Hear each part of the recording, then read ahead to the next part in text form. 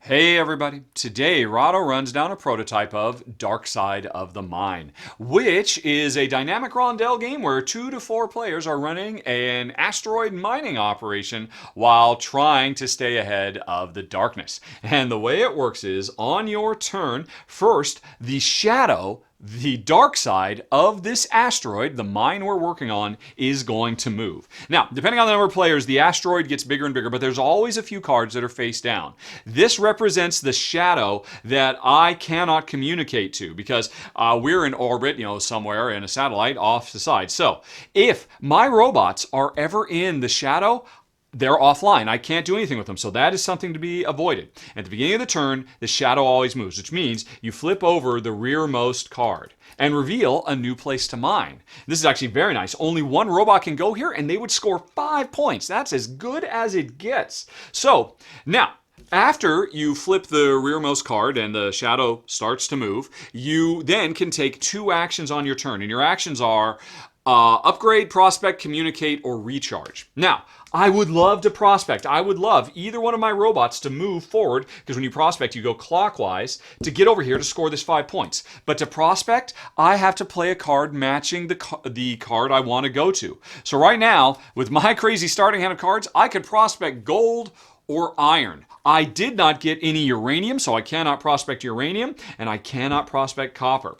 So, even though I'm first out of the gate, I cannot grab that sweet 5-pointer. So let's go with something else. Now, like I said, these cards could all be used. If I wanted to, I could play this iron card to move this robot or this robot clockwise until they get over here and score me 2 points.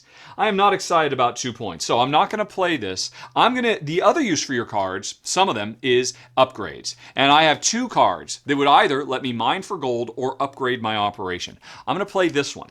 This is my first of 2 actions. I have upgraded my mining operation, and now, from now on, whenever I communicate, I score an extra point for every robot I communicate with. So, for my second action, based on that, as you might imagine, I'm going to communicate. Now, the way communicating works is you pick one of your robots and they go counterclockwise. Instead of moving forward, they go backwards.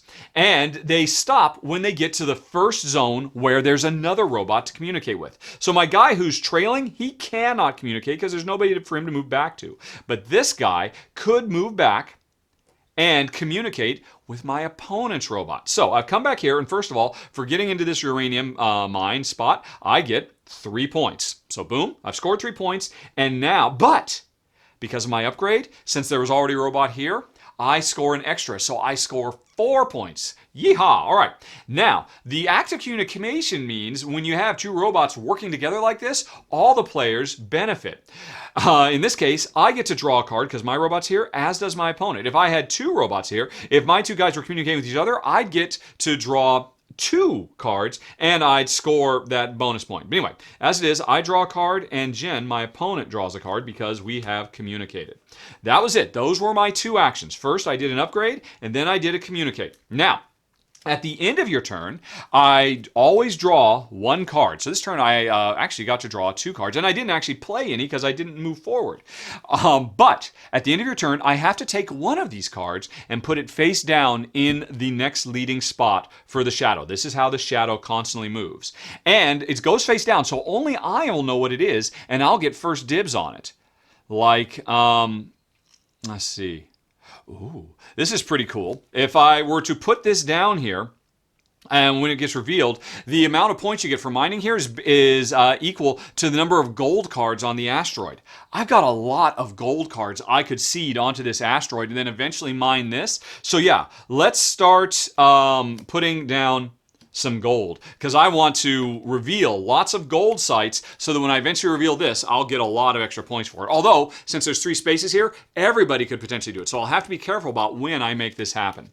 And that was my turn. At the end of my turn, if I have more than 5 cards, I have to discard, and I'm up. As you can see, the shadow has started to move. It's getting closer to my trailing robot. If this robot falls into the shadow, I will lose communication with him and not be able to use him until the shadow moves on past. It is now Jen's turn. And as you can see, Jen Jen, no, she'll use this one. So she's playing this copper, not as an upgrade because it's not an upgrade card, but instead it gets discarded to move one of her robots to the first available copper. If she moved this one, he would just come right here and score 3 points. That's not that exciting. So because he can't skip over it, he has to stop at the first available copper zone. This guy will move forward and boom, score the big 5 points. All right, so that was Jen's first action. Now, this robot cannot do anything else. First of all, it can't anyway because it can't go any further because the shadow is a wall. You cannot move through the shadow. But Jen's other robot is still down here and could make a move. Jen could go on ahead and play. She could play a copper card. Oh, that's interesting. No. She'll go on ahead and play this one. She could play it for an upgrade, but instead she is playing it to prospect. So this guy moves forward and Jen gets 3 more points. So this round, Jen scored 8 points. That's a big deal. Now, at the end of her turn, she draws a card. And, oh shoot, I totally forgot. At the beginning of her turn, before she did anything, I was so excited to grab on that copper. At the beginning of her turn, she had to reveal iron. So she could have gone for this, although, because she did have an iron card. But anyway, so that got revealed. Jen now has to bury something over there. And, and she'll know what it is later on. Since she's got some copper, she'll go on ahead and bury some copper so she knows she'll be able to claim this one later on. Because this is one where if she goes here, she'll be able to get her third robot. So she knows that's eventually going to appear, and Jen would be able to use this card to get there so that she could unlock her third robot on the asteroid.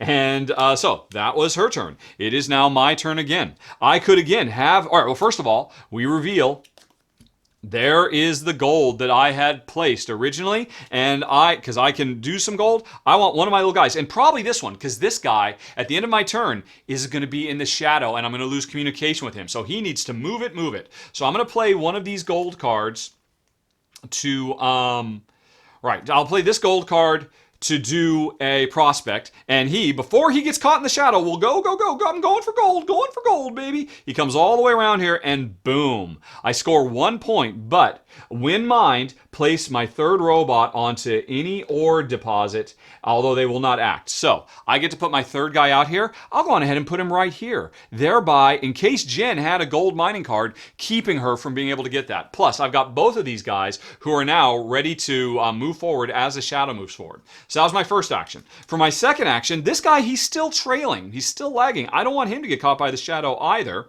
So, let's see. I've got some iron. Let's go on ahead and play this iron to have this guy prospect.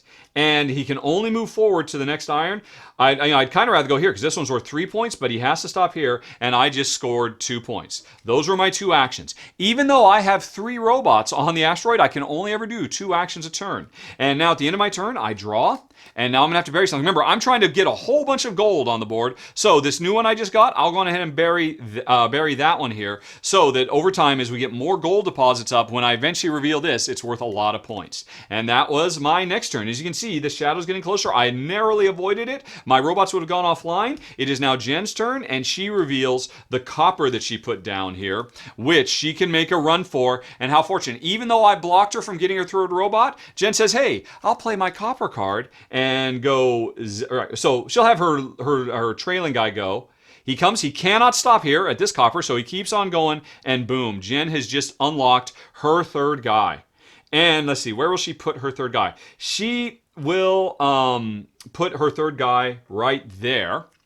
And so that was her first action. And now for her second action, she'll prospect for some iron and have... Oh, no, but the guy who just came out cannot move. But she'll have this guy... Oh, if she has this guy move forward to get this 3 points, she's revealing the 5-pointer. She does not want to leave that space. She wants to keep that locked up until all my robots go past so that I can't score that 5. So... And this guy can't move, so she won't play this. And so, I say she also has uranium, but this guy can't move forward to get past the shadow, gets uranium. So the last 2 cards Jen's got, unless she wants to give me a 5-point scoring operation, she's got to keep that locked down. What's she going to do instead? Well, she could communicate this card, guy back here, but then again, she's revealing that. This one could come back here, which means he would come all the way back here. and Jen would only score 1 point, but she'd get to draw 2 cards and I'd get to draw 1. She's so low on cards, that's what she's going to do. Except, no, she can't, because this guy's already activated. He's activated, he can't activate. So, Jen doesn't want this guy to activate, so she's going to do the only other thing she can do. She's going to recharge, which just lets her draw a card. That was her second action. Now, at the end of her turn, she draws another, and now she has to put one down here, and she needs to think strategically. Hey, she's got a lot of opportunities for uranium. So she will put this one down because when it gets revealed, the first player there, which could be her, since she's got all these uranium cards, can score 4 points. And that was her turn. And that's my turn again, and I reveal more gold. My gold plans are coming to fruition. And I've got gold to play to move over here, or I've got iron to move my trailing guy over here to get this 3 points. So he'll go on ahead and prospect. There's 3 more points for me. And now Jen breathes a sigh of relief because now she can safely move her robot away and this thing will eventually get enveloped. Although if this guy moves away, this guy could move on. So Jen could get 10 more points, another 5 points out of that card now that I've moved off there to get 3. And also, after mining, the robot moves down to the restore communication zone, so this is always available to everybody. So that was my first action. I've got some gold, and I could, but I want these golds to save because I want to get them on the board so I can score that. What am I going to do? Well, folks, I don't know, because there is a lot of strategy, a lot of thinking goes on in this game on the dark side of the mind. This is so clever. Jen and I were just tickled pink. It's just a deck of cards and a couple of robot, meeple things. Although I think these are going to be stretch goals. The base game just comes with little cardboard tokens. You can check out the Kickstarter page to learn more. But even without these cool little 3D robots, this is a neat, fun game. A lot of strategy, a lot of stuff to think about. Always trying to stay ahead of the shadow. But you know what? Sometimes the shadow catches up with you. But you could even take advantage of that because then once the shadow passes you, you potentially have first dibs on the stuff that is revealed by the shadow. Or certainly you're much closer to it. And sometimes if you don't mind getting caught by the shadow, because that could be a turn when your robots are offline that you install more upgrades if you happen to have more upgrades in your hand. There is a lot going on here. The game lasts until the deck is emptied out, and then whoever scored the most points win. And I gotta say, this is such a clever, sharp, fun. If you like rondel games, card games with special powers you can build up and all that stuff, it's really unique. There's nothing out there quite like it. The notion of this shadow constantly moving and constantly updating itself, and then occasionally robots getting lost in the shadows and then eventually coming online later. It's cool, it's fast, it's thematic, it's the dark side of the mind, and that's the rundown, folks. Thanks very much for watching. Have a very nice day. Talk to you later. So long. Bye-bye.